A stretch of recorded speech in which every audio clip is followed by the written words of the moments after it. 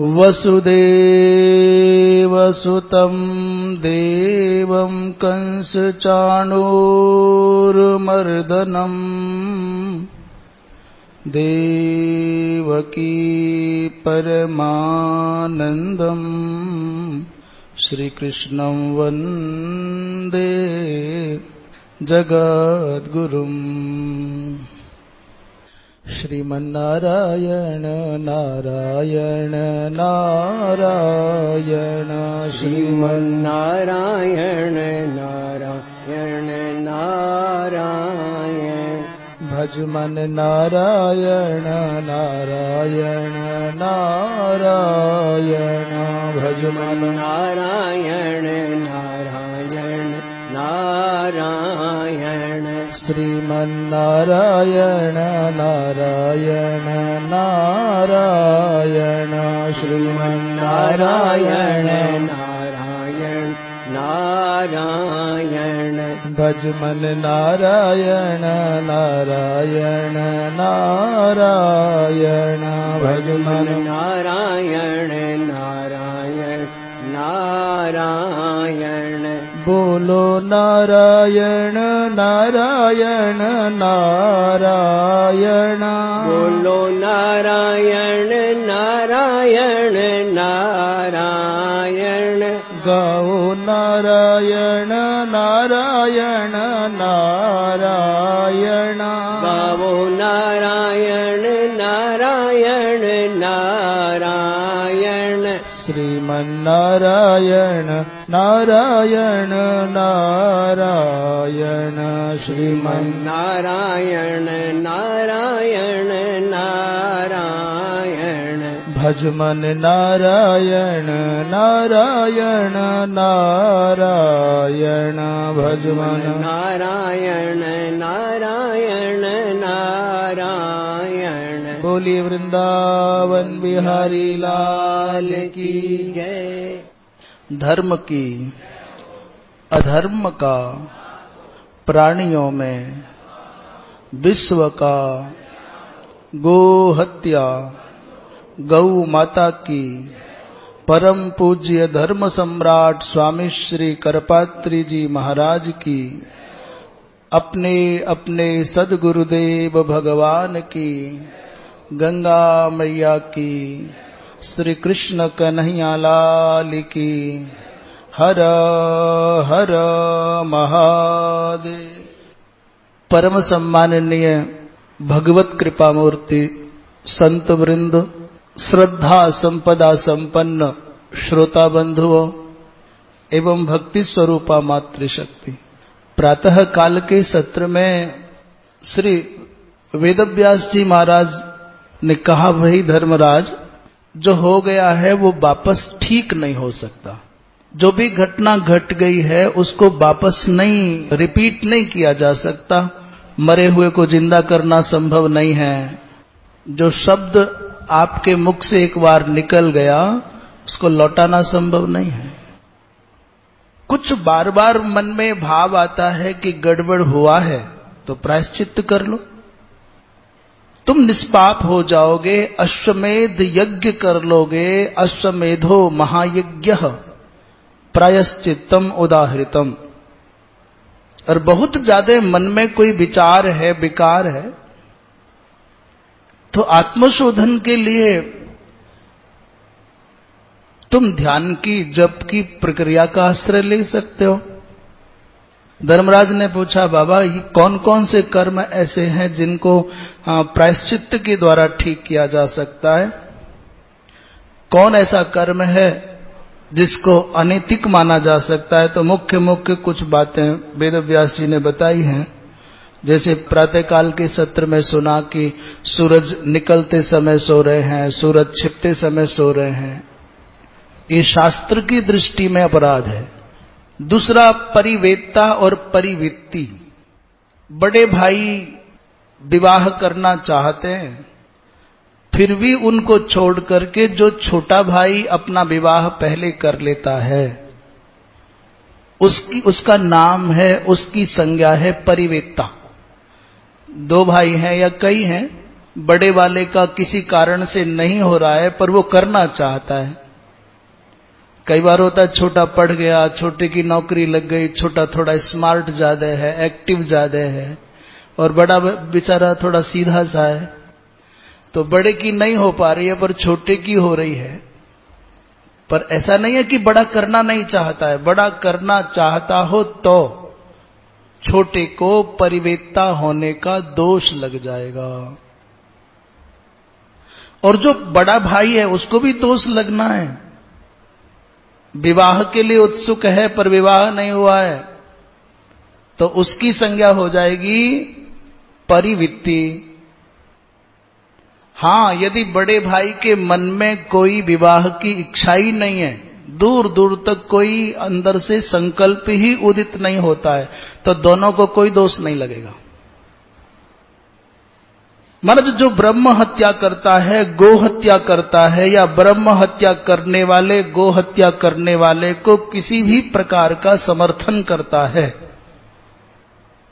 जो अपनी बड़ी बहन के अविवाहित रहते हुए, नहीं, दो बहनें हैं, कितना सूक्ष्म विवेचन है ऋषियों का, दो बहनों में बड़ी को छोड़ करके जो छोटी वाली से विवाह करता है उसको भी दोष लगता है, और छोटी बहन का विवाह पहले हो गया फिर बाद में बड़ी से जो कर रहा है उसको भी दोष लगता है। जो अकारण ही दूसरों की हमेशा निंदा ही निंदा करता है, निंदा ही निंदा करता है, उसको भी महादोष लगता है। अपात्र को दान देने पर भी दोष लगता है, और सुपात्र को दान न देने पर भी दोष लगता है। अनधिकारी को, अपात्र को दान देने पर दोष लगना ही लगना है, ऐसा महाभारतकार कह रहे हैं। और एक बड़ी कठिन बात है, वेतन लेकर के वेद पढ़ाने वाले को भी दोष लगता है। मनुस्मृतिकार कह रहे हैं वो तो भृतकाध्यापक है, वृतको भूत्वा सेवको भूत्वा अध्यापयति भृतकोध्यापकः। अब हमने जो गुरुजन पढ़ाते थे उनसे पूछा, महाराज सरकारी जो सेवा है कैसे होगा? इतना तक लिखा है कि उनके द्वारा यज्ञादिक नहीं कराए जा सकते, श्राद्धादिक में भी वो परिवर्जित हैं। पर इसका बचाव क्या है? बोले भाई, जो अनियत स्वाभाविक गुरु दक्षिणा मात्र से ही जीवन निर्वाह करके पढ़ाते हैं उनको दोष नहीं लगेगा, पर जो सरकारी निर्धारित हो गए हैं और यहां संस्थाओं से नियमित वेतन ले रहे हैं उनको तो दोष लगेगा, ऐसा लिखा है। फिर निवेदन करो, माने या न माने, स्वीकार करें या न करें, शास्त्र का अपना एक स्वभाव है, वो काल की गति के समान सर्वदा है, नित्य है, शाश्वत है। गुरु का अपमान करने वाले को भयंकर पाप लगता है, प्रतिरोधा गुरोस तथा, और दूसरों के घरों में खेतों में आग लगाने वाले को भी महा अपराधी कहा गया है।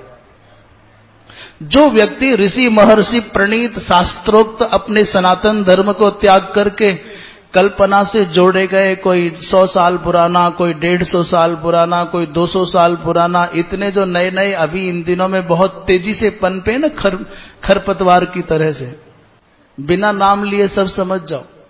और यदि सीधे सपाट शब्दों में कहें तो सब प्राइवेट लिमिटेड है। ये सब प्राइवेट लिमिटेड कैसे है? पूरे देश से, पूरी दुनिया से धार्मिकता के नाम पर धन इकट्ठा किया, एक संगठन बना लिया, संस्थान बना लिया, एक परिवार बना लिया, एक समाज बना लिया, और जब उत्तराधिकारी चुनने का नंबर आएगा तो परिवार में से ही चुना जाएगा। कोई कहता मेरा बेटा बैठेगा, कोई कहता मेरी बहू बैठेगी, कोई कहता मेरा दामाद बैठेगा। जब करोड़ों लोगों से आपने धार्मिकता के नाम पर, धर्म के नाम पर धन इकट्ठा किया है, तो उन करोड़ों लोगों में से कोई उत्तराधिकारी क्यों नहीं मिला तुमको? फिर परिवार के पास क्यों तुम्हारी दृष्टि गई? केवल परिवार का व्यक्ति ही क्यों उत्तराधिकारी बनेगा? धन पूरे देश का, पूरी दुनिया का धर्म के नाम पर इकट्ठा किया गया, और उत्तराधिकारी के चयन का नंबर आया तो परिवार, स्वजन, परिजन, संबंधियों तक सीमित रह गए। मतलब क्या? अरे जो करोड़ों की संख्या में भेड़ों की तरह मुड़ने वाले लोग हैं ना, धार्मिक, बेचारों को पता ही नहीं क्या हो रहा है। जो कल्पित मार्गों का आश्रय लेते हैं, कभी साईं के नाम पर भटक जाएं, कभी कुछ करें, ऐसे नए नए पंथों का, नए नए ग्रंथों का आश्रय लेने वाला, वेद पुराण रामायण महाभारत मनुस्मृति पर्यंत इनका त्याग करने वाला, महाराज ये भी प्रायश्चित्त होता है। जो अयाज्य का याजन करता है, अपात्र का, अनर्ह का, अद्विज का, अनुपनीत का, पातकी का यज्ञाधिक कराता है, उसको भी दोष लगता है। अभक्ष्य भक्षण करने वाले को भी दोष लगता है। अभक्ष्य भक्षण में छोटे छोटे से कमजोर चीजों का नाम ले देंगे, बड़े लोगों से तो हमको ही बहुत डर लगता है। प्याज लहसुन, बेचारी सबसे ज्यादा गालियां ये प्याज लहसुन ही खाती हैं, क्योंकि और दूर तक तो जाने की हिम्मत नहीं है। बड़ों का नाम कौन ले? बड़े बड़े जो गड़बड़ियां हैं उनका नाम कौन ले भैया? इसलिए छोटी छोटी चीजों को पकड़ करके गाली दे करके मन हल्का कर लेते हैं।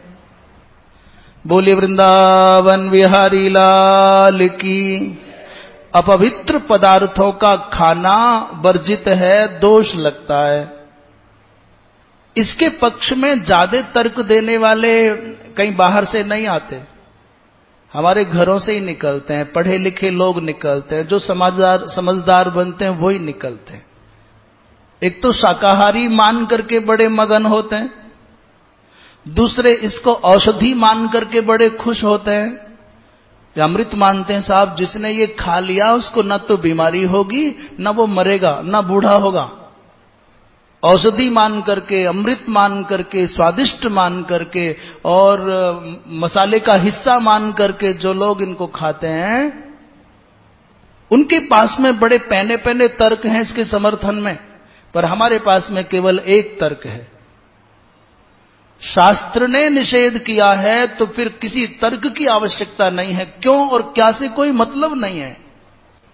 जो आस्थावान व्यक्ति है, जो आस्तिक है, जो श्रद्धालु है, वो एक बार मां के कहने पर मां कह दे कि ये व्यक्ति तुम्हारे पिताजी हैं, वो ये नहीं पूछता कैसे, क्यों, कब, कहां, क्योंकि वो तर्कों का विषय नहीं है, वो वोटिंग का विषय नहीं है, वो आस्था का विषय है, विश्वास का विषय है। जैसे पिता की सत्ता में केवल मां का वचन प्रमाण है, वहां कोई तर्क काम नहीं आएगा, वैसे ही शास्त्रों की जितनी आज्ञाएं हैं उनमें तर्क की आवश्यकता नहीं है। फिर भी जिनको तर्क बहुत अच्छा लगता है, जिनको कुतर्क बहुत अच्छा लगता है, जिनको वितर्क बहुत अच्छा लगता है, जिनका समय इन्हीं बातों के लिए है, उनको एक समाधान, बहुत खुल्लम खुल्ला, धरती पर एक भी ऐसी खाद्य वस्तु बता दीजिए जिसमें से दुर्गंध आती हो और हमारे काम की हो, जिसमें से बदबू आती हो और वो हमारे लिए बहुत लाभदायक हो, उपयोगी हो। ऐसी एक भी वस्तु बता दीजिए जिसको खाने के बाद पसीने से बदबू, सांस से बदबू, सूंघने पर बदबू आती हो और हमारे जीवन के लिए बहुत उपयोगी हो, वो बता दो। तो गीता के 17वें अध्याय में एक श्लोक में जो पूती शब्द है, हम कोशिश करेंगे कि दुनिया से हाथ जोड़ करके उसको निकलवा दें बाहर। तुम बता दो कि साहब जिसमें बदबू आती हो वो हमारे काम की चीज है। भगवान ने स्वयं अपनी वाणी से अर्जुन को कहा कि पूती, जिसमें दुर्गंध आती हो वो अखाद्य है। और फिर भी आगे जैसा जिसका मन हो, ये बात यहां के लोगों के लिए नहीं कही जा रही। यहां के लोग तो जगे हुए हैं, सावधान हैं, ये लोग तो नहीं खाते होंगे, पर जो लोग खाते होंगे उनको तुम जाके समझा सको। और यदि यहां भी कोई हो, कोई तो थोड़ी बहुत तो शर्म आएगी, छोड़ जाएगा गंगा जी में। तो मैं अगली बात जोड़ रहा हूं कि थोड़ी बहुत सुन करके थोड़ी तो समझ आएगी, शर्म आएगी, थोड़ा तो संकोच आएगा कि रे राम राम, हम गीता भवन में जाते हैं, हम सत्संग करते हैं और फिर भी छोटी सी चीजें नहीं छोड़ पा रहे हैं। मैं प्रवचन में ये कहना बहुत आसान है कि दुनिया छोड़ दो, कामनाएं छोड़ दो, इच्छाएं छोड़ दो, और छुटती नहीं है। प्याज भी, लहसुन भी, चाय की चुस्कियों पर मरे पड़े हैं, अधमरे हैं। और बुरा मत मानना, कभी कभी तो ऐसा दृश्य होता है, सवेरे घूमने जाओ तो ठेलियों के आसपास ऐसे खड़े रहते हैं हे भगवान, कब नंबर आएगा चाय और सड़े से, झूठे से, खराब से कांच के गिलासों में पी करके धार्मिकता पूरे चरम पर होती है। साहब नहा लो गंगा। तो जो एक प्याली चाय नहीं छोड़ सकते वो चाह छोड़ेंगे? जो प्याज लहसुन नहीं छोड़ सकते उनसे कर्मफल छूटेगा? बड़ा आसान है बड़े बड़े शब्दों को सुन लेना और सुना लेना, पर बड़ा मुश्किल है उन सिद्धांतों के अनुसार अपने आप को अनुशासित करना। याद रखना, जब तक हम अपनी इच्छाओं के अधीन रह करके, गुलाम बन करके जिएंगे, तब तक हम शब्दों के दायरे में अटके रहेंगे, इनसे पार नहीं जा पाएंगे। असद वासनाओं की निवृत्ति के लिए सद्वासना की आवश्यकता है। बिना मतलब की बातों में, बिना मतलब की कथाओं में, कहानियों में उलझने से अच्छा है कि भगवान की कथा, भगवान की वार्ता हो। पर ये भगवान की कथा क्यों है? इसलिए कि तुम फालतू की ग्राम्य कथा भी गाता हो। जड़भरत जी महाराज ने कहा कि क्या फायदा है यदि तुम भगवान की कथा में आकर के बैठोगे, भगवत गुणगणों का श्रवण करोगे तो फायदा? बोले यत्र ग्राम्य कथा भी गाता हो। भगवत कथा श्रवण करने का पहला फल है कि ग्राम्य कथा माने संसार की विषयी जीवों की बात सुनने से तुम बच जाओगे।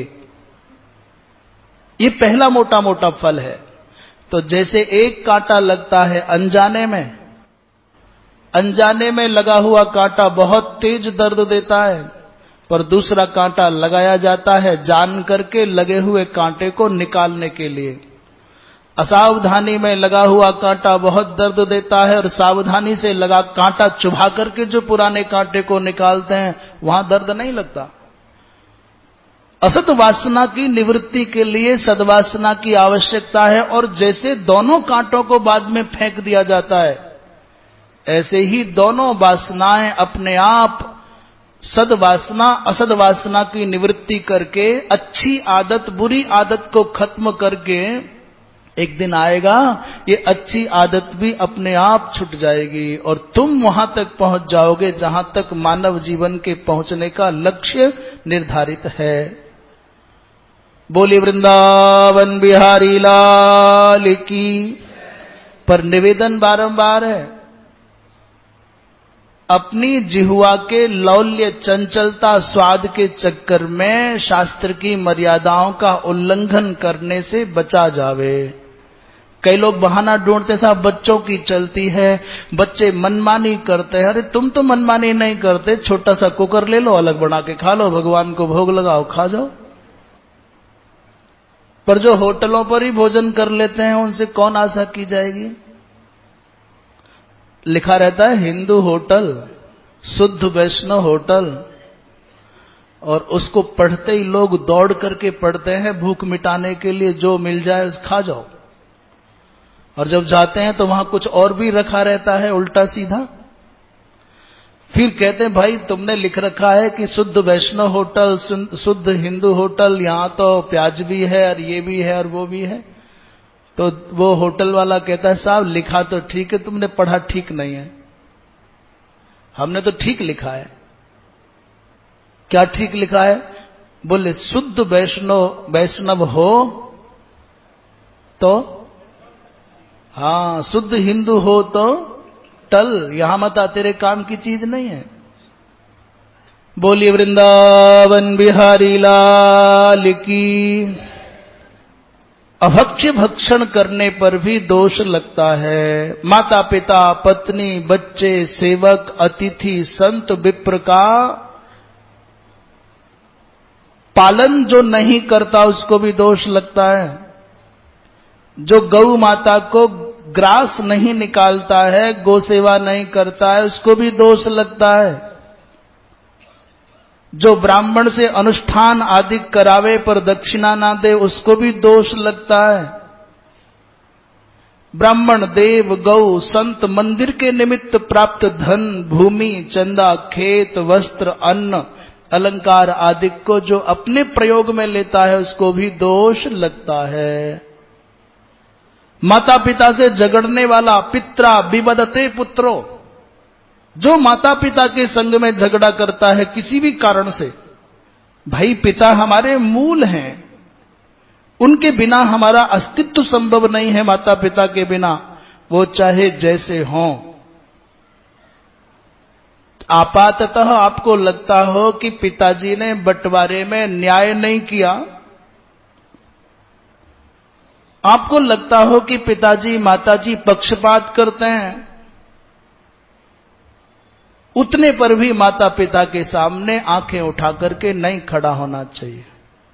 आप संसार की तुच्छ वस्तुओं के लिए, छुटने वाले संपदा के लिए माता पिता का तिरस्कार करोगे, संपत्ति तो मिलेगी, छुट जाएगी, पर जो माता पिता के प्रति आपके मन में दुर्भाव आएगा उसका दोष बिना भोगे छुटने वाला नहीं है।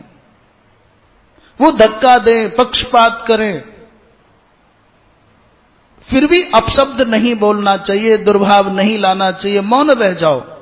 और जब समस्या का समाधान किसी भी प्रकार से दिखाई न देता हो तो पिछले जन्मों के किसी कर्म का शेष भोग मान करके उसको पचा जाओ।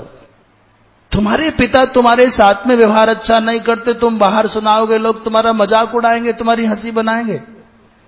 तुम्हारा पुत्र तुम्हारे साथ व्यवहार अच्छा नहीं करता, तुम दूसरों को बताने जाओगे, लोग कहेंगे बेटा किसका है।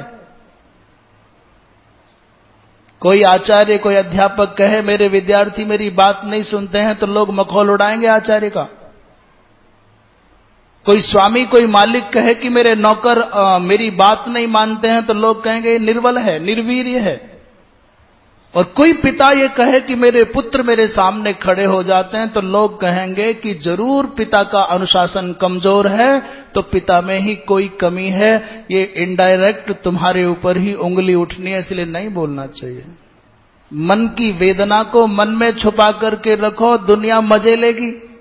सत्पुत्र वही है कि जो माता पिता की कृपा पर भरोसा करे, उनके आशीष की अपेक्षा करे। उन्होंने जन्म दिया तो बहुत कुछ कर दिया, इससे आगे कुछ करने की आवश्यकता नहीं है। जो पाना है अपने पुरुषार्थ से पाओ। कहते हैं पर कुछ कर्म ऐसे भी हैं जिनको देखने में लगता है कि गड़बड़ है, पर उनसे पाप नहीं लगता। वेदव्यास जी महाराज कह रहे हैं, युद्ध के मैदान में वेदवेत्ता विप्र आ जाए, जिन गुरुजी ने हमको संस्कार दिया है वो भी युद्ध के मैदान में सामने आ जाएं, शस्त्र लेकर के मारने आते हों, तो उनको मारने पर भी ब्रह्म हत्या नहीं लगती। अब तक तो था कि पिताजी को, गुरुजी को हुंकार से, तुमकार से ऐसे अपमानित किया तो पाप लगेगा।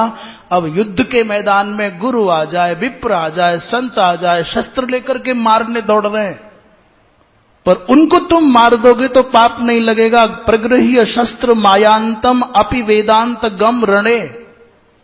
वेदांत गम माने वेदांतम, गम माने जानाति, ज्ञानार्थक है। वेदांते गतिर यस्येति वेदांतगः तम वेदांतगम।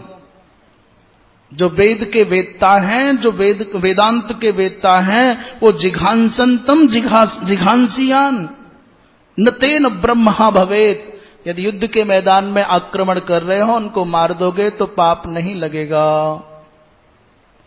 अज्ञान से, भ्रम से, मृत्यु के भय से बचने के लिए यदि कदाचित किसी कारण से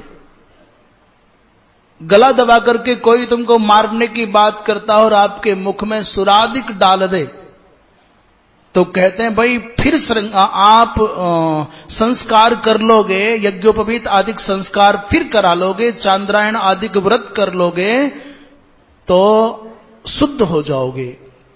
पर अपने जिह्वा की चंचलता के कारण, अपने व्यसन के कारण पान करोगे तो दोष नहीं मिटेगा।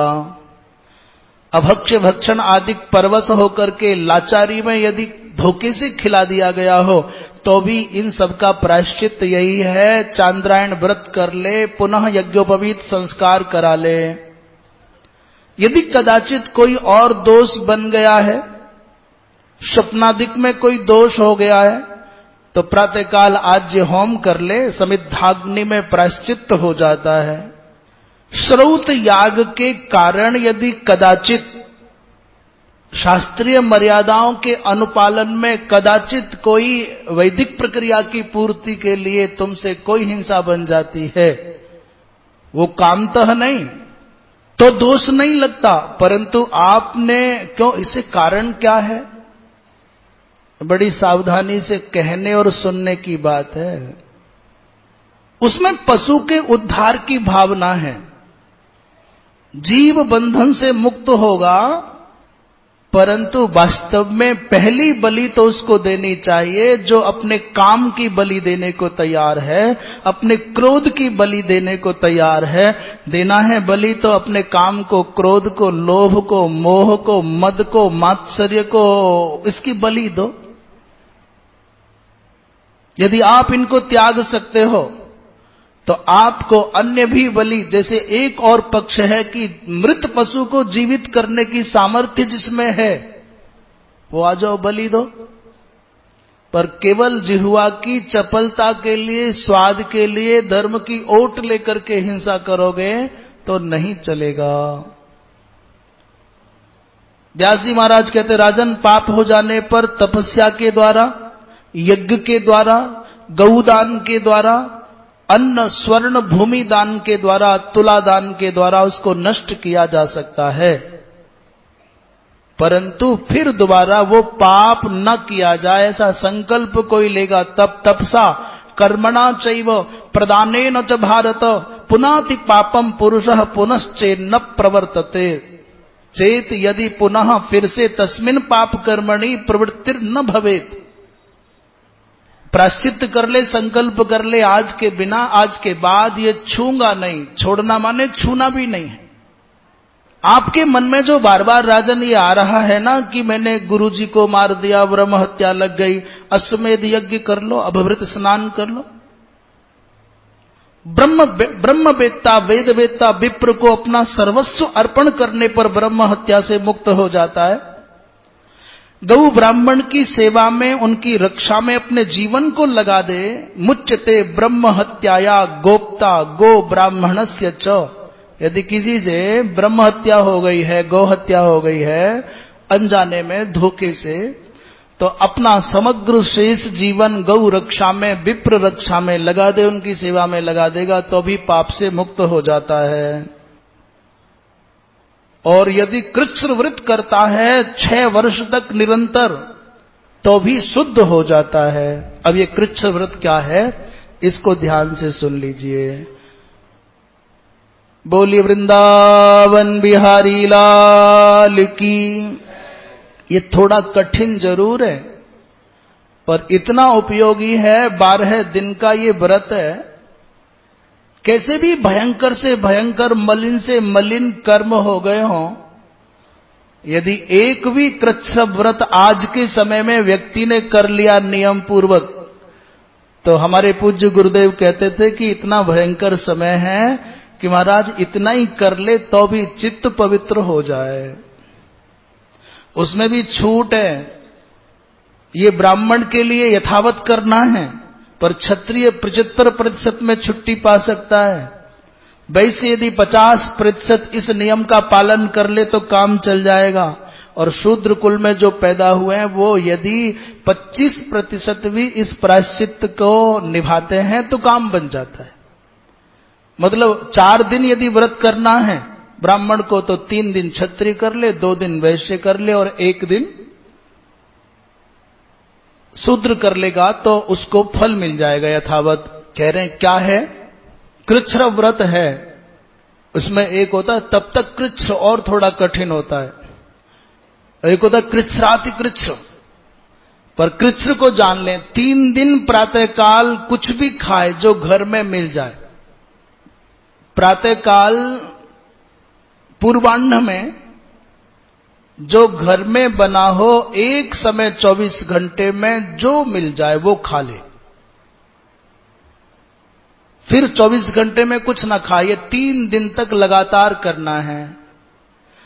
और अगले जब 3 दिन प्रारंभ होंगे तो सायंकाल को चौथे प्रहर में जो घर में बना हो, जो मिल जाए वो खा ले। फिर 24 घंटे में कुछ नहीं खाना है, केवल शाम को ही खाना है। और अगले 3 दिन तक फिर जो मिल जाए अयाचित, मांगे नहीं, चाहे नहीं, कहे नहीं, सुबह से लेकर शाम तक जो भी मिल जाए एक समय खा ले। और उसके बाद के जो 3 दिन है नितांत उपवास करे, केवल जल मात्र ले सकते हैं। इस व्रत का नाम है कृच्छ्र। 3 चौक 12 दिन का हो गया। पहले 3 दिन तक प्रातः काल के पूर्वांध में ही लेना है, अगले 3 दिन केवल सायंकाल को ही लेना है, और अगले 3 दिन जो आएंगे वो दिन में कभी भी एक बार ले लीजिए, पर मांगिए मत, अयाचित।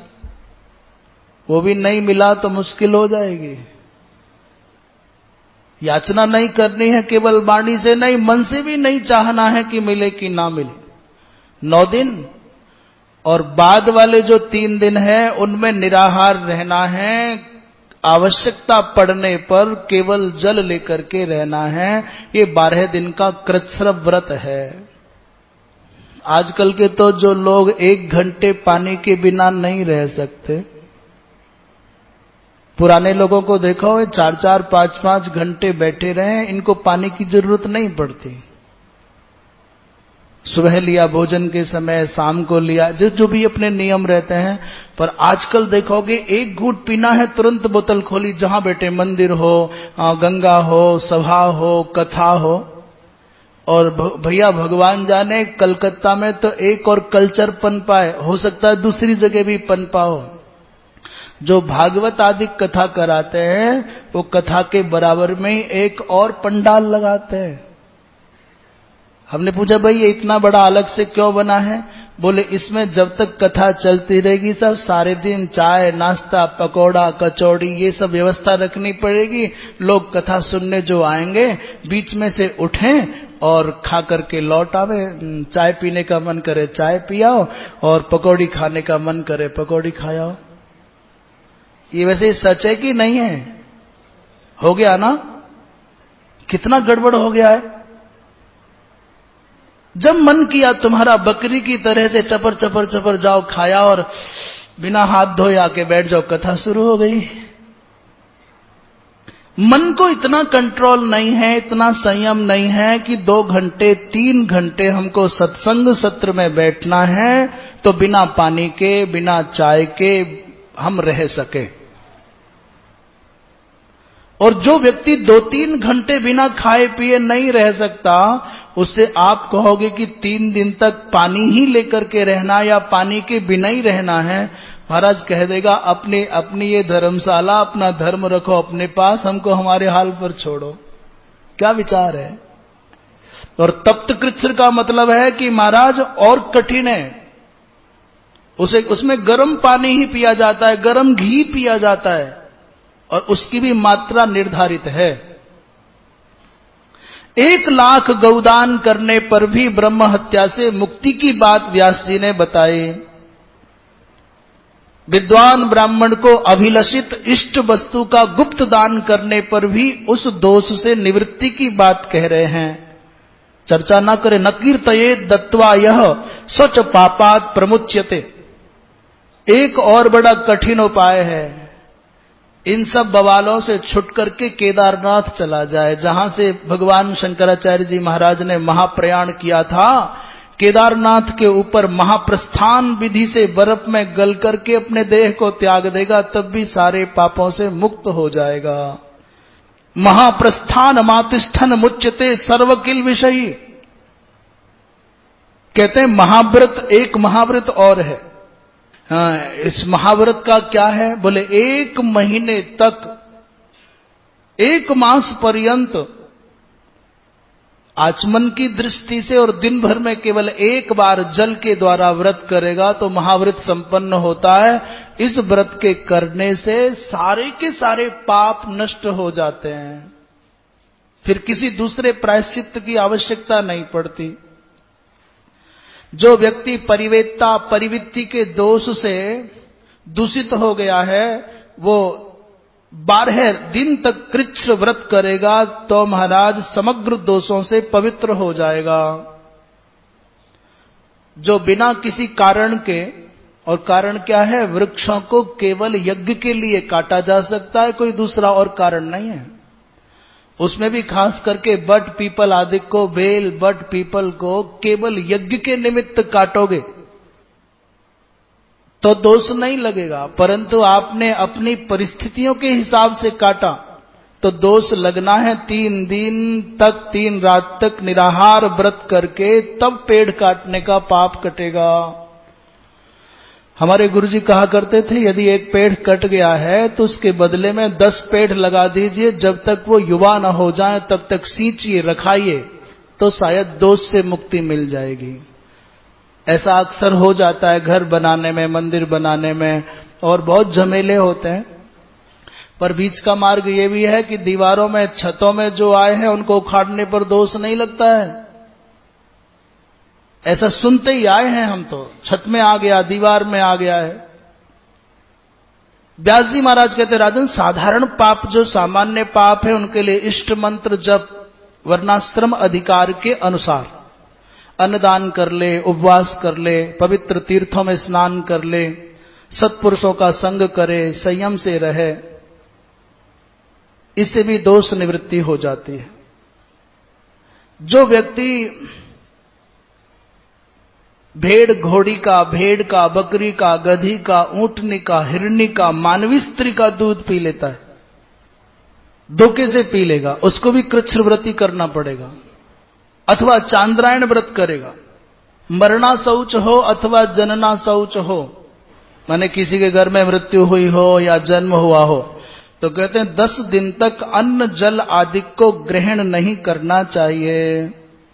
गौ माता 10 दिन तक की, यदि 10 दिन हुए हैं मां को, गौ माता को विवाह हुए, प्रसव हुए, तो 10 दिन तक उनका भी दूध नहीं पीना चाहिए। प्रेतान्नम सूतिकान्नं च यच्च किंचित अनिर्दशम अभोज्यम चाप्य पेयं च धेनोर दुग्ध मनिर्दशम। प्रेतान्न माने जो, जिस घर में किसी की मृत्यु हुई है उस घर में 10 दिन तक नहीं लेना चाहिए। जिस घर में किसी बालक का जन्म हुआ है वहां भी सूतिकान्न भी 10 दिन तक नहीं लेना चाहिए।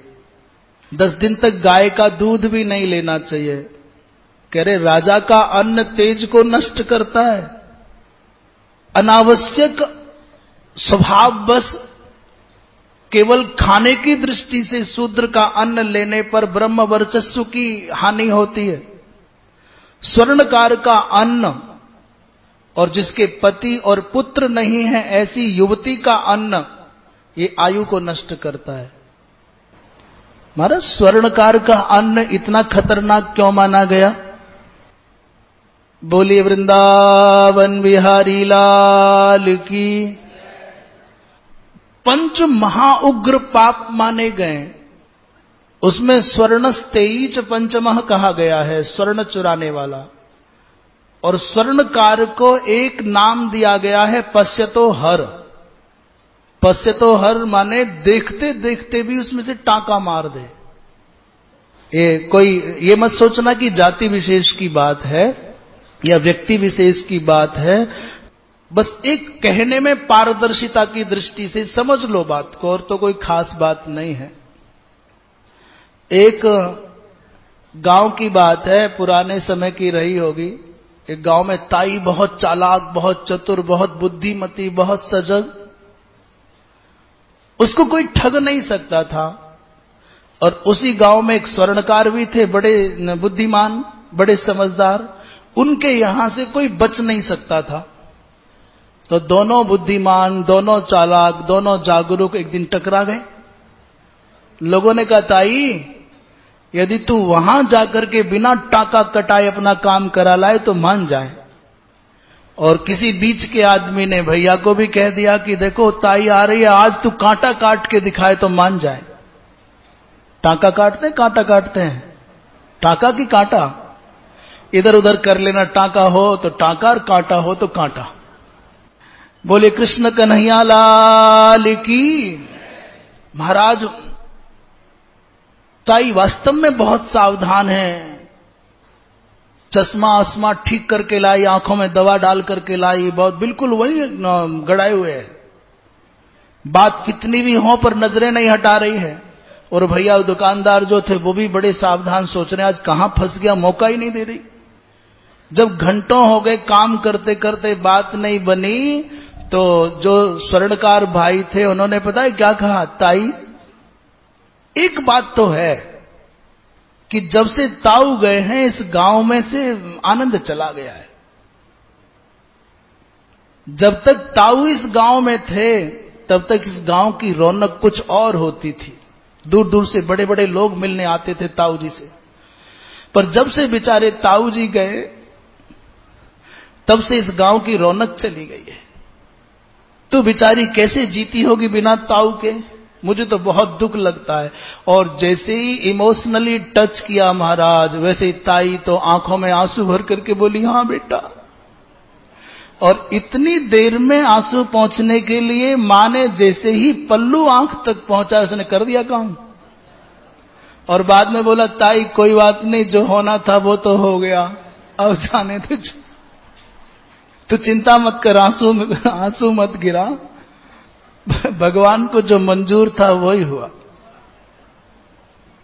ताई खुश है कि मेरी आंखों के सामने कुछ गड़बड़ नहीं हुई, और वो भाई खुश है कि मैंने देखो कितना बढ़िया काम निकाला है। तो भाई स्वर्णस्तेयी, जो स्वर्ण में भगवान का वास है, भगवान ने कहा है कि मैं धातुओं में स्वर्ण हूं, परंतु एक गड़बड़ और है, स्वर्ण में कलयुग का भी वास है। जहां ये है वहां भी कलह है, वहां भी बेचैनी है।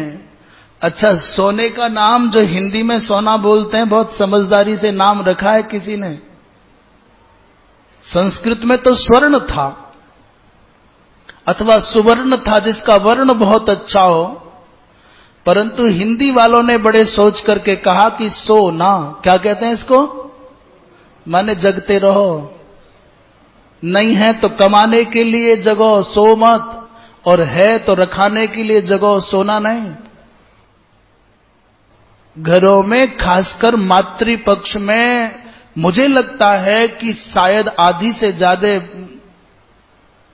जो लड़ाइयां हैं वो अलंकारों के चक्कर में, जबकि मालूम है इस संपत्ति से, इस अलंकार से, इस सोने से ना आत्म शांति मिलेगी, ना भगवत प्राप्ति होगी, ना हम कहीं जाने वाले हैं। मेरे से पहले लोगों ने बहुत पहना है, मेरे से बाद में आने वाले बहुत पहनेंगे, और ये मेरी छाती पर पीले रंग की ऐसी मिट्टी है कि नाक की तरह से जीवन भर रखाना ही रखाना है। 2 मिनट की चमक है फोटो खिंचाने की और प्रशंसा पाने की, इसके सिवा सोना माने कुछ नहीं है। और मोटी वाली जो चैन पहनते हैं ना गले में, आजकल एक फैशन जैसा चला है, चमकती हुई चैन, वो नजर में आ जाए इसलिए लोग अपने ऊपर के 2 बटन और खोल लेते हैं। और फिर भी बात नहीं बने तो अपने कॉलर को थोड़ा पीछे और कर लेते हैं कि देखो साहब हमारे गले में जंजीर है। बोली वृंदावन बिहारी लाल की। कृपण का अन्न, चर्मकार का अन्न, मोची का अन्न, व्यभिचारिणी स्त्री का अन्न, धोबी का, वैद्य का, चौकीदार का और ज्योतिषी का भी अन्न ग्राह्य नहीं है। वैद्य का और सब देख लो भैया, जो ब्याज की वृत्ति से काम चलाते हैं उनका अन्न भी ग्राह्य नहीं है। ब्याज की कमाई से जो भोजन कराए, विष्ठा बारधुसिकस्य अन्नम,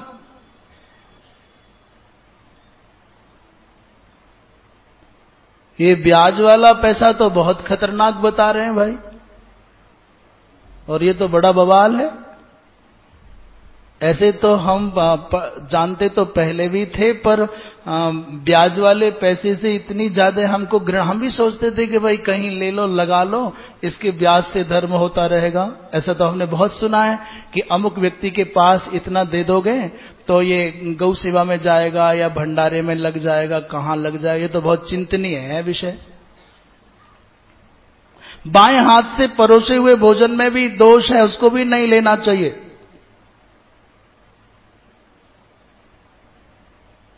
तप स्वाध्याय सदाचार से रहित विप्र को दिया गया दान उसे पचने वाला नहीं है। अन्नहीन ग्राम, जलहीन कुआं, राख में दी हुई आहुति जैसे बेकार चली जाती है, वैसे ही वेद ज्ञान विहीन संध्या वंदन रहित ब्राह्मण को दिया गया दान भी खाली चला जाता है। ग्रामो धान्य यथा शून्य, यथा कूपश्च निर्जल, यथा हुत मग्नौच तथैव स्यान् निराकृतौ। इसके बाद श्री नारद जी महाराज ने धर्मराज से कहा, भाई बहुत हो गया, अब इससे ज्यादा प्रवचन उपदेश हम लोग नहीं दे सकते, इससे ज्यादा कुछ जानना है तो चलो गंगापुत्र भीष्म के पास चलना होगा। उन्होंने महर्षि च्यवन से, वशिष्ठ जी महाराज से, परशुराम जी महाराज से, सनत कुमार जी से, मार्कंडे महर्षि से शस्त्रों का, अस्त्रों का, शास्त्रों का और समग्र ज्ञान विज्ञान का वर्ण किया है। इसके बाद धर्मराज नगर में प्रवेश करते हैं गंगा के किनारे से। चारों ओर जो शेष बचे हुए लोग हैं उन्होंने नगर को सजाया है, सड़कों को सजाया है, अट्टालिकाओं पर खड़े होकर के माताओं ने पुष्प वर्षा की है और बहुत मंद स्वर से जय जयकार के उद्घोष के बीच में भगवान कृष्ण धर्मराज को लेकर हस्तिनापुर में आए। उनका राज्याभिषेक हुआ है। सबसे पहले भगवान कृष्ण ने शंख के जल से धर्मराज का अभिषेक किया। दाशार्ह श्री कृष्ण पूजितम शंख मादाय कुंती पुत्रम युधिष्ठिरम पृथिव्याः पतिम अभ्यसिंचत। पांचजन्य के द्वारा अभिषिक्त होने के बाद अनेकों अनेकों विप्रों ने, संतों ने, महापुरुषों ने इनको बधाई दी, मान सम्मान किया। राज्य प्रशासन की समग्र व्यवस्थाओं में भीम को युवराज बनाया गया। विदुर जी महाराज को मंत्रणा का काम दिया गया। संजय को आय व्यय का विभाग दिया गया।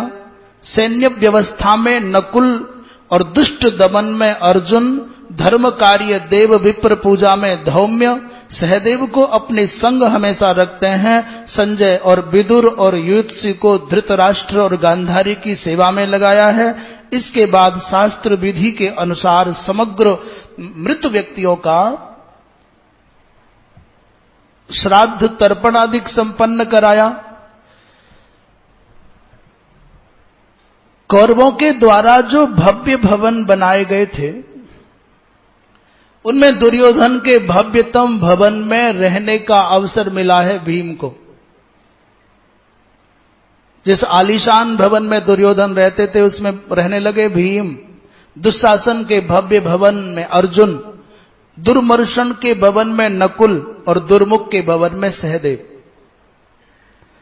प्रातः रात्रि विश्राम करने के बाद प्रातःकाल संध्या वंदन हुआ, नित्य क्रिया संपन्न हुई। कृपाचार्य जी महाराज को कुलाचार्य बनाया गया। धर्मराज भगवान कृष्ण के भवन में पहुंचे हैं और भगवान कृष्ण आंखों में आंसू लिए हुए ध्यानमग्न बैठे हैं। भगवान कृष्ण को, माधव को ध्यानमग्न देख करके धर्मराज ने पूछा, गोविंद आप किसका ध्यान करते हैं? भगवान कृष्ण ने मुस्कुरा करके कहा, हे धर्मराज, बाबा भीष्म मेरा ध्यान कर रहे हैं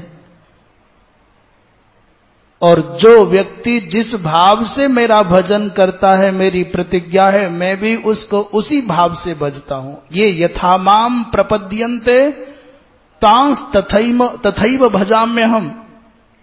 माम ध्यायति पुरुष व्याघ्र ततो में हृदगतम मनः तदगतम मनः। 23 दिन तक लड़ करके जिन्होंने युद्ध के मैदान में अपने गुरु परशुराम को भी विजयी नहीं होने दिया, आज उन्हीं बाबा भीष्म का मैं स्मरण कर रहा हूं। वो त्रिकालज्ञ, वो शास्त्रज्ञ। अब उनके पास में बहुत समय ज्यादा नहीं बचा है। मैं सत्य कहता हूं धर्मराज, जिस दिन बाबा भीष्म इस धरती पर नहीं रहेंगे उस दिन ये धरा अमावस की काली रात के जैसी श्रीहीन हो जाएगी। जिस दिन बाबा भीष्म की सुगंधी इस धरती से उठ गई, उस दिन ये धरा आभाहीन हो जाएगी, पुण्यहीन हो जाएगी। इसलिए बहुत विलंब किए बिना अविलंब बाबा भीष्म के पास में चलते हैं। आपके समग्र संशयों का छेदन वो करेंगे, महाराज भगवान कृष्ण। बाबा भीष्म के पास में पांडवों को लेकर के चले।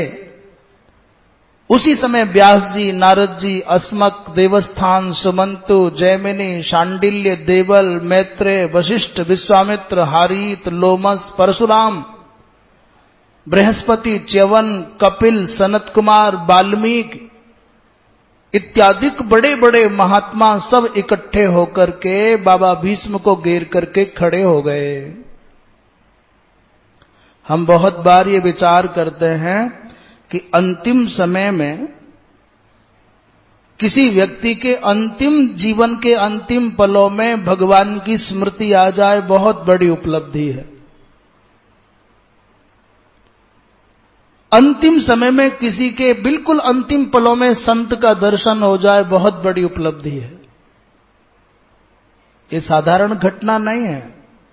किसी के घर में अनायास महात्मा नहीं आते, कोई पूर्व जन्मों के संस्कार है कि तुम्हारे घर में लाइन लगी रहती है। तुम कीमत समझो या ना समझो, तुम इस बात का महत्व समझो या ना समझो, परंतु आप ये सोचते हो कि कोई महात्मा आपके यहां केवल रोटी खाने आता है या कोई दक्षिणा लेने आते हैं या कोई कुछ अपनी इच्छाओं की पूर्ति के लिए आते हैं, तो ये बात नहीं है। जिस भी दरवाजे पर संत आते हैं वो दरवाजा साधारण नहीं है। जिन भी प्राणियों को सौभाग्य प्राप्त है कि उनके यहां संत चल करके आते हैं, वो घर साधारण नहीं, वो लोग साधारण नहीं है।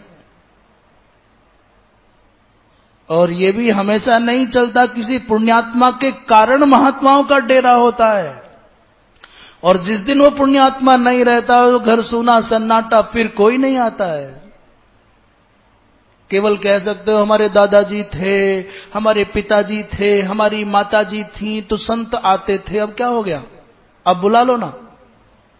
तुम पर पैसा भी बहुत है, तुम्हारा घर भी बहुत है, खाली भी है, जगह भी है, सुविधाएं भी हैं, बुलाओ। बिना सुकृतों के संत घर नहीं आ सकते।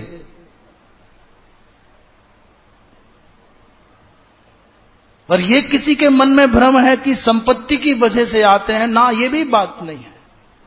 साधु माने मनमौजी।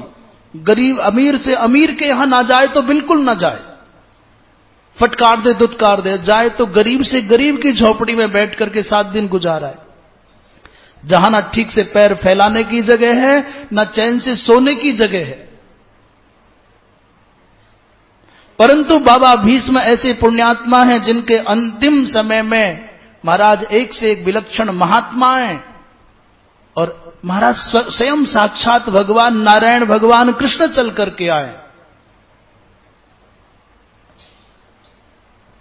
सौनक सूत आदि महात्मा इतने सब, मांडव्य आए, मार्कंडे आए, पराशर आए। और महाराज ऐसा भी लिखा है कि व्यास जी और सुखदेव जी महाराज भी आए। लेटे लेटे कराहते हुए भीष्म की आंखों में चमक आ गई और वो वेदना न जाने कहां गुम हो गई, पता नहीं चला।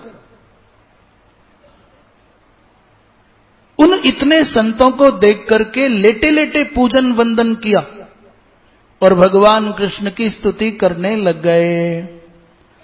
बोले कृष्ण कन्हैया लाल की। अच्छा बताओ, ये आदमी जो दर्द से कराह रहा है, समग्र शरीर में बाण चुभे हुए हैं, ना हिल सके, न डुल सके, न उठ सके, न बैठ सके, उन्होंने पूजन और वंदन कैसे किया होगा?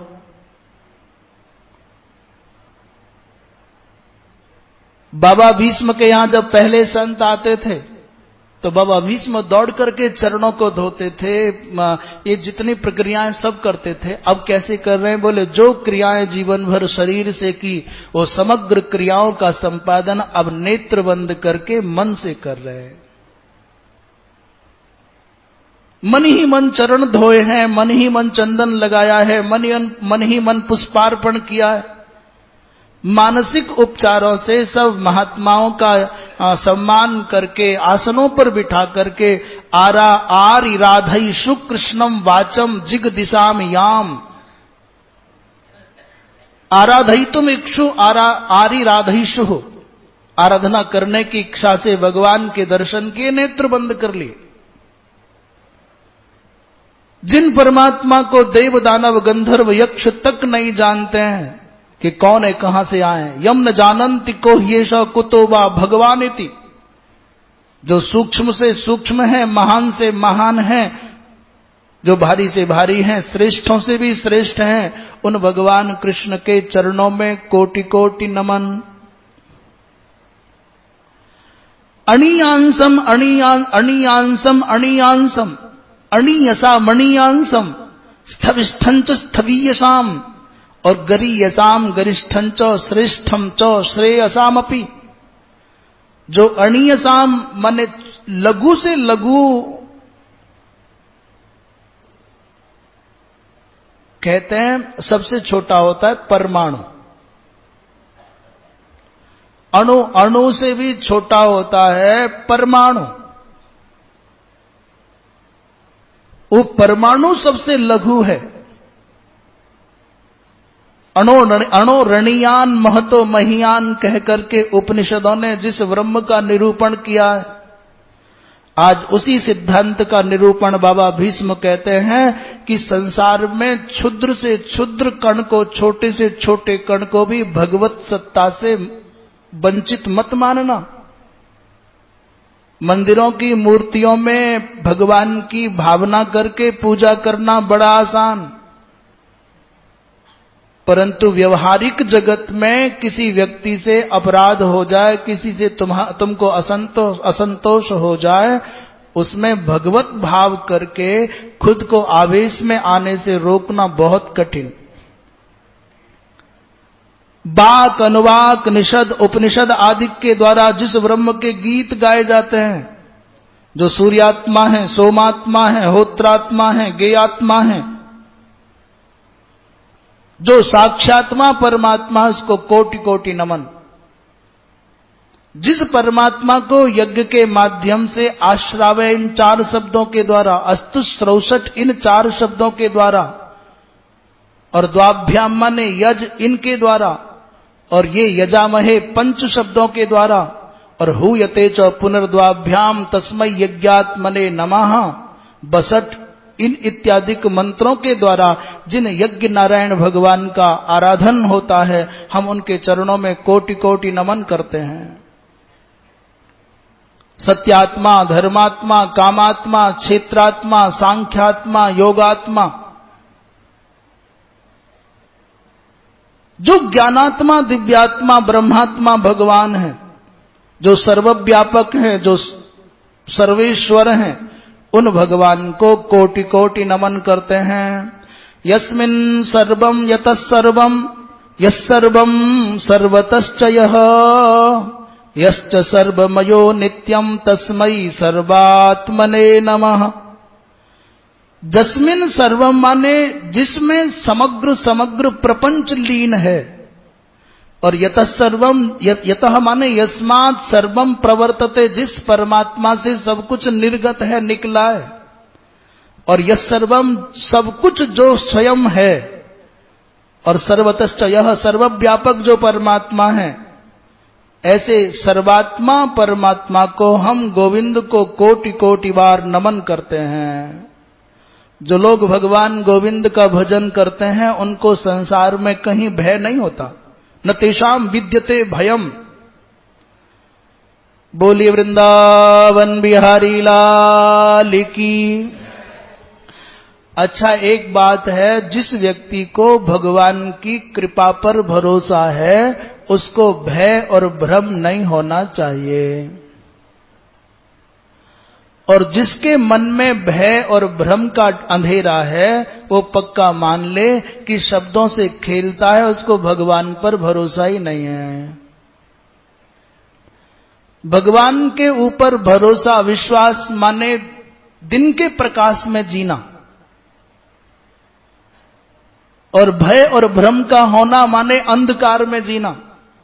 जैसे अंधकार और प्रकाश दोनों विरोधी हैं, दोनों एक साथ नहीं रह सकते, वैसे ही भय भ्रम और भगवान का भरोसा दोनों संग संग नहीं रह सकते। ये बात जान करके कह रहे हैं, इसलिए कह रहे हैं कि अपना परीक्षण कर लीजिए। आपके मन में भय है तो आपको भगवान की शक्ति पर भरोसा नहीं है, भगवान की कृपा पर आपको भरोसा नहीं है। और छोड़ो, आपको अपनी भक्ति पर, अपनी भावना पर ही भरोसा नहीं है। और आपको भगवान का भरोसा है तो फिर भय किस बात का है, भ्रम किस बात का है? आप अधकचरे विचारों से जी रहे हैं। इसलिए आधी देर तक आपकी वाणी कहती है भाई भगवान करे है सब कुछ, भगवान की कृपा है, भगवान की इच्छा है, भगवान ठाकुर जी जो करते हैं हम, वो केवल शब्दों का खेल है। भगवान का भरोसा है तो भय नहीं रह सकता, और भय है तो ये पक्का मान लो कि अभी आपका भरोसा नहीं है। जिस व्यक्ति को भगवान के ऊपर पूर्ण विश्वास हो जाता है, उसे काय का मरना, काय का जीना, किस बात का पतन और किस बात का उत्थान, ये जो होना हो अपनी बला से वो है। यदि वो है तो फिर फिक्र किस बात का है?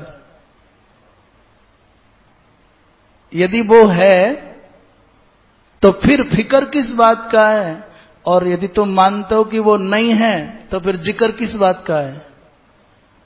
पर हम करते क्या है, उसका जिक्र भी किए बिना रह नहीं सकते, और फिर फिक्र के बिना भी हमसे रहा नहीं जाता है। पक्का कर लो कि वो है तो फिर फिक्र मत करो, और वो नहीं है तो फिर जिक्र मत करो। बोलिए वृंदावन बिहारी लाल की। ऐसा आता है भागवत जी के 12वें स्कंद में भी आता है, और यहां महाभारत में भी आता है। एकोपि कृष्णस्य कृत प्रणामो दशाश्वमेधावभृतेन तुल्यः, और दशाश्वमेधी पुनरेति जन्म कृष्ण प्रणामी न पुनर्भवाय। इस कृष्ण प्रणामी शब्द को देख करके भारतवर्ष में एक नया ही समूह बन गया, जिसने अपना नाम ही कृष्ण प्रणामी रख लिया। ये लिख रहे हैं कि एक बार भगवान कृष्ण को आपने प्रणाम किया तो 10 अश्वमेध यज्ञ करने के बराबर पुण्य मिल जाता है। पर साहब भरोसा ही करना मुश्किल है। कहां 10 अश्वमेध यज्ञ, इतना बड़ा वितान विस्तार, इतना बड़ा खर्चा, इतना बड़ा आयोजन, और कहां एक बार जरा सा भगवान को नमस्कार। पर तुम्हारा जाता क्या है, एक बार आंख बंद करके भगवान कृष्ण को हृदय के आसन पर बिठाओ और यहां गंगा के किनारे गीता भवन में बैठ करके प्रणाम ही कर लो। 10 अश्वमेध यज्ञ का फल मिले ना मिले, वो दें ना दें, उनकी मर्जी। इसलिए मत करो कि 10 अश्वमेध यज्ञ का फल मिले, पर एक पल को अपने हृदय के आसन पर भगवान को बिठा करके नेत्र बंद करके प्रणाम ही कर लो। यदि शास्त्रों के वचनों पर विश्वास है, ये सत्य हैं, तो आपको 10 अश्वमेध यज्ञ करने का फल अवश्य मिल जाएगा। और तुम सोचते हो कि नहीं भाई कुछ ऐसा ही है, तो नहीं भी मिला फल तो तुम्हारा बिगड़ क्या गया? कोई पाप है क्या? आस्तिक और नास्तिक झगड़ा करते हैं, परलोक है परलोक नहीं है। नास्तिक कहते हैं नहीं परलोक कुछ नहीं है, स्वर्ग नरक कुछ नहीं है, जो है यही है। आस्तिक कहते हैं नहीं परलोक है, स्वर्ग नरक है, यहां भी और वहां भी है। तो कहा भाई यदि नास्तिक ने कहा कि परलोक नहीं है और मनमाने आचरण किए, दुष्कृतों में डूबा रहा, उसने कहा भाई है ही नहीं, पर यदि हो गया तो क्या होगा? यदि परलोक हुआ तो फिर नास्तिक कहां जाएगा? कौन से नरक में उसको दुख भोगना पड़ेगा? अस्ति चेत, यदि हुआ तो नास्तिक की क्या दशा होगी, और नहीं हुआ परलोक तो आस्तिक का क्या बिगड़ रहा है? सात्विकता में, आस्तिकता में, अनुशासन में, पवित्रता से यदि किसी ने मनुष्य जीवन गुजार लिया तो बिगड़ क्या गया? पर यदि परलोक हो गया तो नास्तिक तो मारा जाएगा। इसलिए भैया यदि भगवान को नमस्कार करने का फल में, तो प्रणाम करने में घटता क्या है? प्रणाम कर लेते हैं, मिलना होगा मिला और नहीं मिलना होगा नहीं मिलेगा, काम तो बुरा नहीं है। बोलिए कृष्ण कन्हैया लाल की।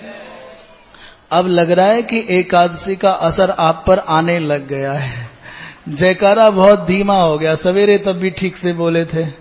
हमने तो कहा था महाराज 2 समय चुने तो एकादशी को ही चुने। बोले जी आप पर क्या असर पड़ता है?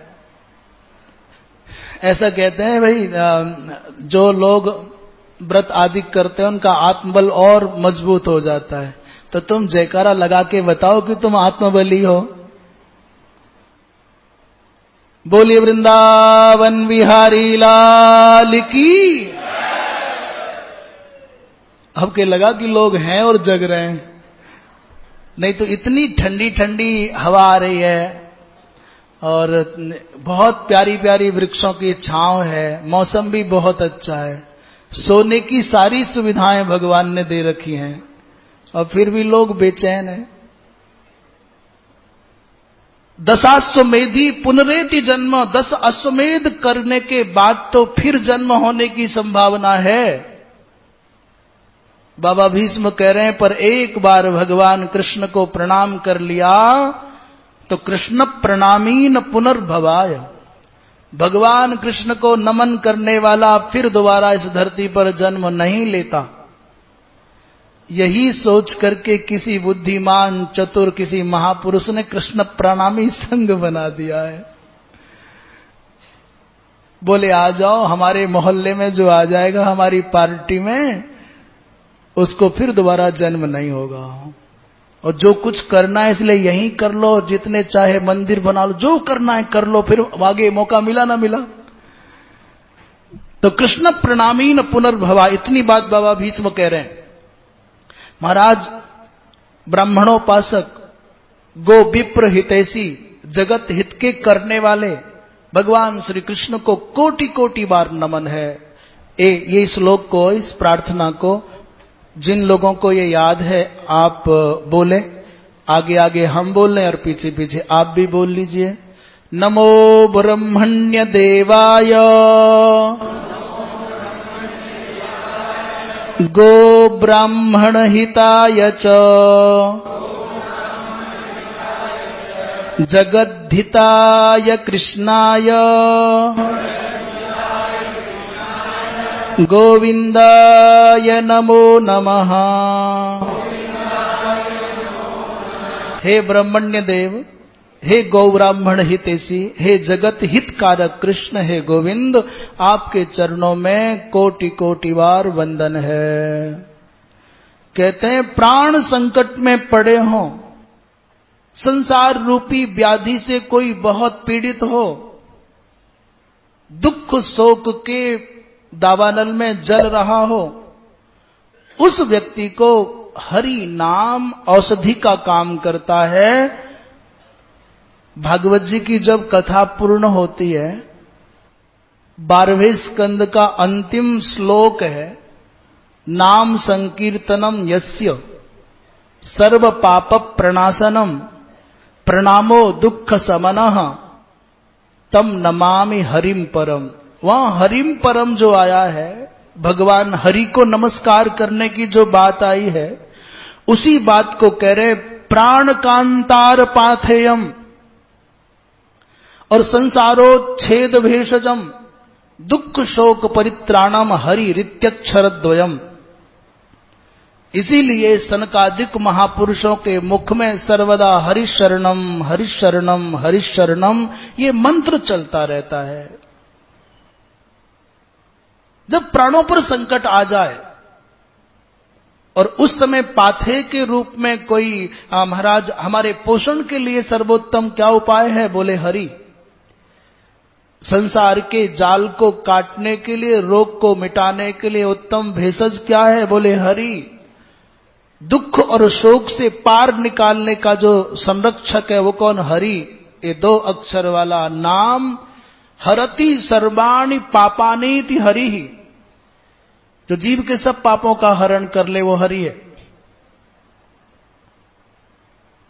विद्या तप के मूल अजन्मा भगवान इस बाक यज्ञ द्वारा पूजित होकर के प्रसन्न हो जाए, ऐसा कहकर के बाबा भीष्म ने अपनी स्तुति को भगवान के चरणों में अर्पित किया। इति विद्या तपो योनि अयोनिर्विष्णुरीडितः बाक यज्ञे नार्चितो देवः प्रियताम मे जनार्दनः।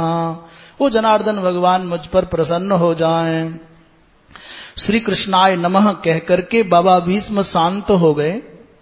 कहते हैं वैशंपायन जी कहते हैं, जन्मेजय इस पवित्र प्रार्थना को, इस स्तोत्र को जो नित्य पाठ करता है उसके मनोरथ सिद्ध हो जाते हैं, भगवान कृष्ण के चरणों में प्रीति हो जाती है। इसके बाद भगवान कृष्ण धर्मराज को जन्हों अज इत्यादि पूरे गाधी वंश की परशुराम जी महाराज और विश्वामित्र जी के जन्म की कथा सुनाते हैं।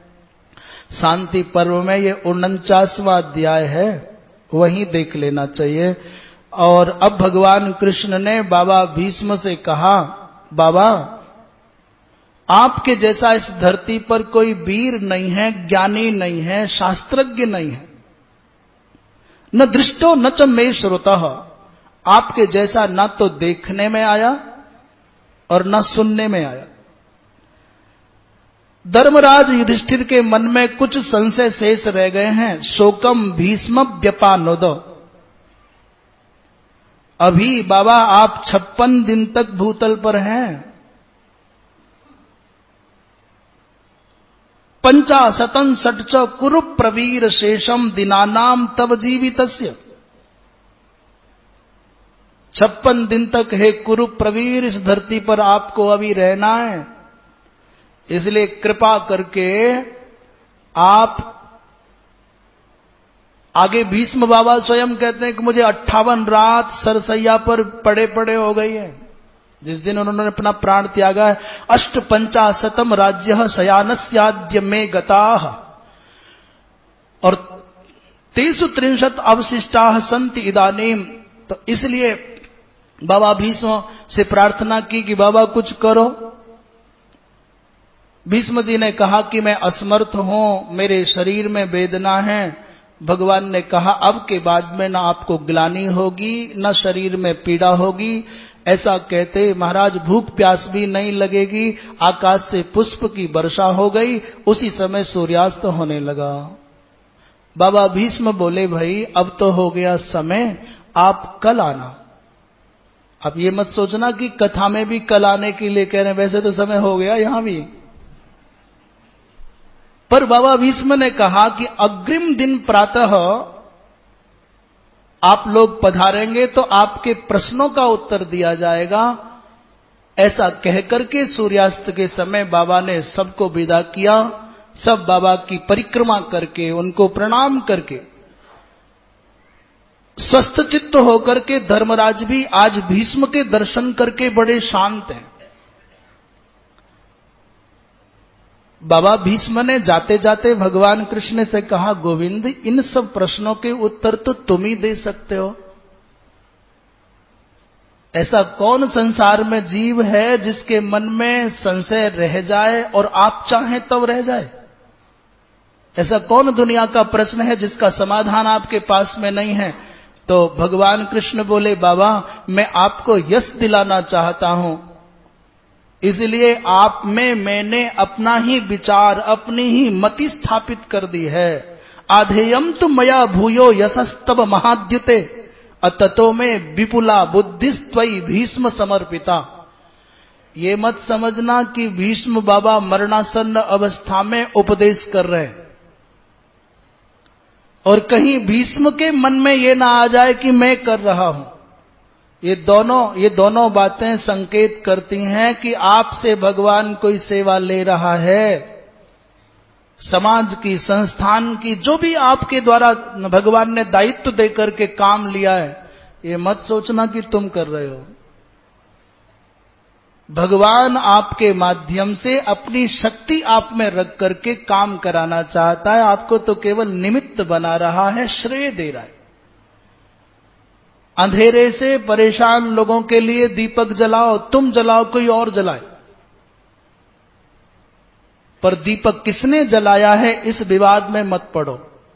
मेरा नाम लिखे कि तेरा नाम लिखे, तेरा नहीं मेरा नहीं, चाहे जिसका नाम लिख जाए, चाहे जो दीपक जला जाए, दीपक जलाने का उद्देश्य दीपक जलाना नहीं, केवल निराशा के वातावरण में प्रकाश से भरी हुई आशा का संचार करना है।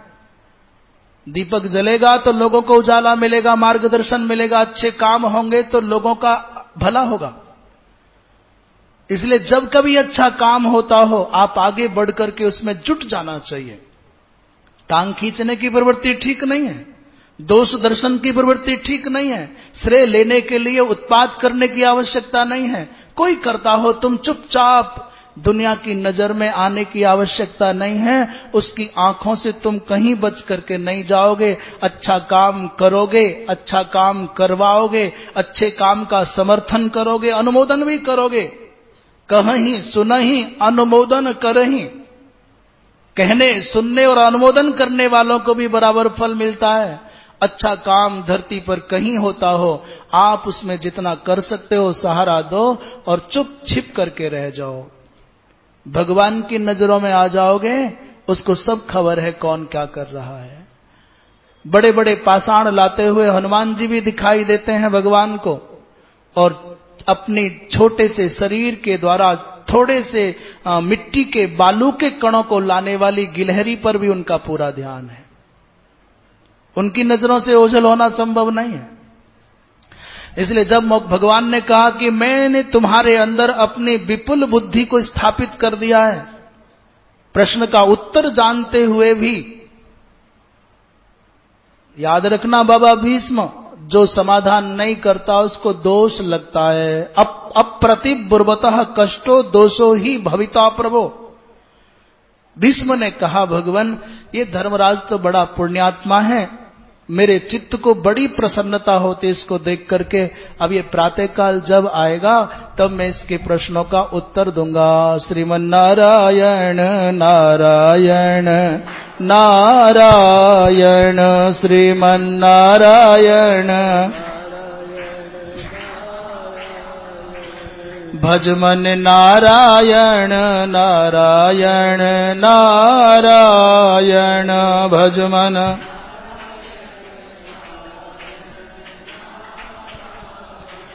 बोलो नारायण नारायण नारायण, बोलो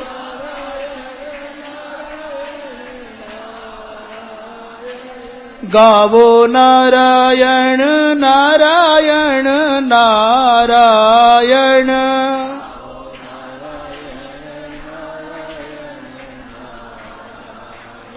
श्रीमन्नारायण नारायण नारायण, श्रीमन्नारायण। भजमन नारायण नारायण नारायण, भजमन।